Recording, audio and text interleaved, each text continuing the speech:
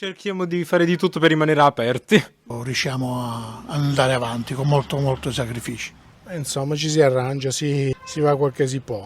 La situazione non è tanto bella, però dobbiamo andare avanti. Sono le voci dei pochi edicolanti rimasti attivi sul territorio di Taranto. Il calo delle vendite dei giornali cartacei è ormai certo. Uno studio Agicom mostra come negli ultimi 4 anni le vendite siano scese del 30%, una conseguenza dovuta alla digitalizzazione dei servizi di informazione che hanno dimezzato anche la clientela. Ormai i giornali li comprano soltanto le persone dai 50 in su, raramente c'è qualcuno di età inferiore. Solo, gli affezionati della carta o i tradizionalisti, i vecchi clienti affezionati ai quotidiani. Stiamo parlando di una clientela over 60. Delle 100 edicole presenti sul territorio, oggi circa una trentina provano a resistere alla crisi del settore, cercando di vendere gadget, collezioni e riviste ai pochi adolescenti e bambini che si incuriosiscono.